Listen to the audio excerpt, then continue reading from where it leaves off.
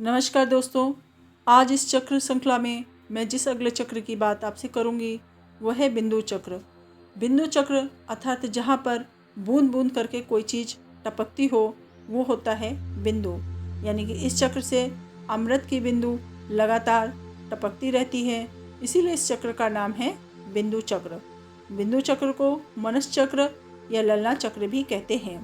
बिंदु चक्र सिर के शीर्ष स्थान यानी कि सबसे ऊपरी स्थान पर चोटी रखने वाली जगह पर स्थित होता है। यहीं पर सिर का एक भाग हाइपोथैलेमस होता है।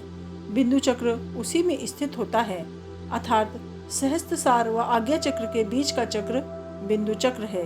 यह अमृत रस का प्रतिनिधित्व करता है। इसका प्रतीक चिन्ह चंद्रमा है।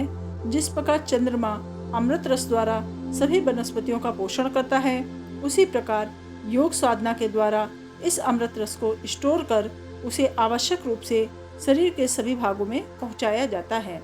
खेचरी मुद्रा के द्वारा जिह्वा के प्रयोग से विशुद्ध चक्र को जागृत कर यह अमृत रस जो बिंदु चक्र से लगातार टपकता रहता है यहीं पर स्टोर हो जाता है। अन्यथा यह मणिपुर चक्र में गिरकर जठराग्नि द्वारा ग्रहण होकर के जल जाता है। योगी जन योग क्रियाओं द्वारा इसका उपयोग कर चिर यौवन व दीर्घायु को प्राप्त करते हैं।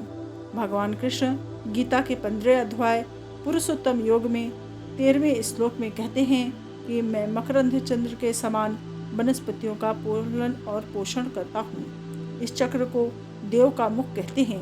अब प्रश्न यह उठता है कि इस चक्र को देवमुख क्यों कहते हैं। तो जब मैथुन सृष्टि में जाइगोट बनता है तो यह जाइगोट मेडुला ऑब्लिगेटा जो मस्तिष्क का एक भाग है यहीं पर आके मिलता है। इसी से ऊपर की ओर ब्रेन स्टेम व नीचे की ओर स्पाइनल कॉर्ड का निर्माण होता है। फिर तंत्रिका तंत्र, नर्वस सिस्टम व मांसपेशियां बनती हैं। वह हमारा फ्रेमवर्क मेडुला ऑब्लिगेटा से ही पूरा होता है और यहीं से प्राण शक्ति यानी कि जीव शक्ति पूरे शरीर को संचालित करती है। इसीलिए इस बिंदु को देवमुख कहा गया है। जब साधना द्वारा इसे जागृत करते हैं तो यहाँ चेतना बढ़ जाती है और साधक का सिर पीछे की ओर मुड़ जाता है।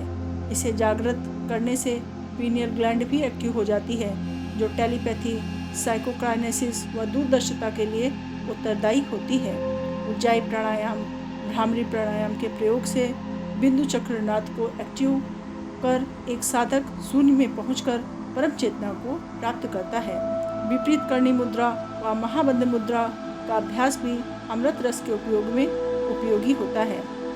इस चक्र का मंत्र है शिवोहम और इसके देवता हैं सदाशिव। इसके कमल चिन्ह में 23 पंखुड़ियां हैं और इसका रंग पारदर्शी है। यह तत्व चेतन तत्व है और गुण इसका है शीतलता। यह उदान वायु का स्थान है। इस चक्र की तत्वगति ऊपर की ओर होती है। ध्यान द्वारा अंततः नाद स्वर शिवोहम ही शेष रह जाता है। इस चक्र को जागृत होने पर व्यक्ति भूख प्यास पर नियंत्रण रख पाता है। यह चक्र व्यक्ति की संवेदनाओं, विचारों व चेतन शक्ति का नियंत्रित करता है। हम हानिकारक चीज़ों को खाने से दूर रह पाते हैं। धीरे धीरे एकाग्रता बढ़ जाती है। शारीरिक चिकनापन, स्निग्धता व क्रांति बढ़ जाती है और शरीर हमारा ओजपूर्ण हो जाता है, क्रांतिमय हो जाता है, सुंदर हो जाता है। इस चक्र में विकृति से चिंता, हताशा, अत्याचार की भावना, असंवेदनशीलता, हृदय में दबे कुचले विचारों की अधिकता हो जाती है। अतः उचित योग साधना, ध्यान, प्राणायाम, मुद्रा, बंध व यम नियम का उचित पालन कर अपने बिंदु चक्र को, चेतना को बढ़ाएं व जीवन चेतन व स्फूर्तवान बनाएं। इस प्रकार बिंदु चक्र के बारे में मैंने आपको संपूर्ण जानकारी दी।